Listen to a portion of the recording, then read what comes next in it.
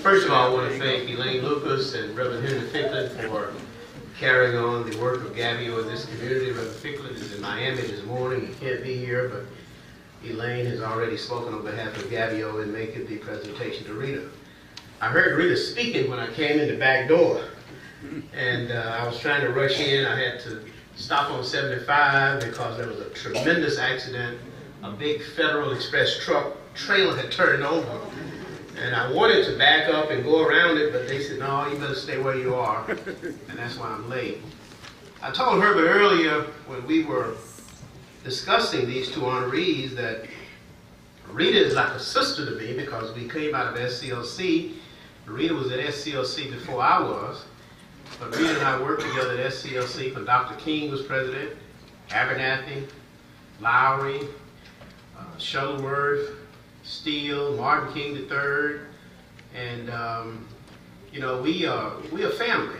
And you know, I love Rita like a sister. So when Herbert said to me, "Who do you think we ought to proclaim as Woman of the Year for 2010?" I said, Rita Samuels. I said, she's never been honored the way she should have been honored. I think Rita has paid her dues.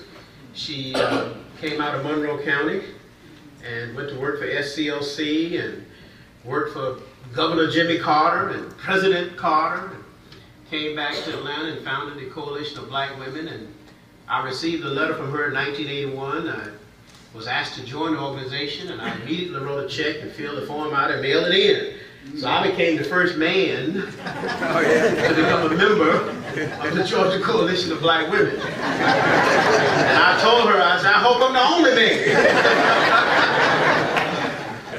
But Rita is a friend. We were together with Dr. Lowry here at this church many years ago as we were traveling this state, organizing the Georgia Coalition for the People's Agenda. Reverend Stinson hosted us and helped us put it together right here at St. Luke. I told Herbert about Reverend Stinson, some things that he didn't know that I knew about Reverend Stinson. I knew about Operation Breadbasket because I was just a kid growing up in SCLC following Hosea Williams. And I remember Reverend Stinson's involvement with Reverend Joe Boone, who would come over to Macon. We would follow Reverend Boone, and Reverend J.C. Ward, Reverend J.D. Greer, Reverend Fred Bennett, and Danny Bill Randall, Mr. Ennis Murray, and a few others, Reverend Havisham. And I remember Reverend Stinson and the preachers taking us down to the sanitation yard, 1969. And we had a demonstration with the sanitation workers. And us little rookies were standing there watching these preachers organize and really say to the city of Atlanta, it's time that you treat these sanitation workers with dignity and respect. Amen. Give them health insurance, give them a pension, give them a decent wage, as we had done in Memphis, Tennessee with sanitation workers. And I also told Herbert that in addition to him being the call man for Breadbasket, that Reverend Stinson, he doesn't know it, but with Joe Beasley and the late Earl Shinholster, the late Walter Butler and I and others were organizing for the final push to change the Georgia flag, we decided to meet at the Bryant Theological Seminary in Fitzgerald, Georgia.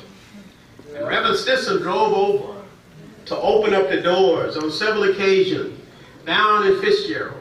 We wanted to get out of Atlanta. We didn't want to be in Macon. We wanted to get away from the crowd so that we could strategize on how to really get ready for the final phase going into 2001 to change our state flag. Reverend Stinson would drive over, and he would make sure we had food and water and beverages, and he would make sure that the people of the community knew we were there in Fitzgerald. And we came out of Fitzgerald, we came back to the legislature in January of 2001, and we changed the flag in 2001.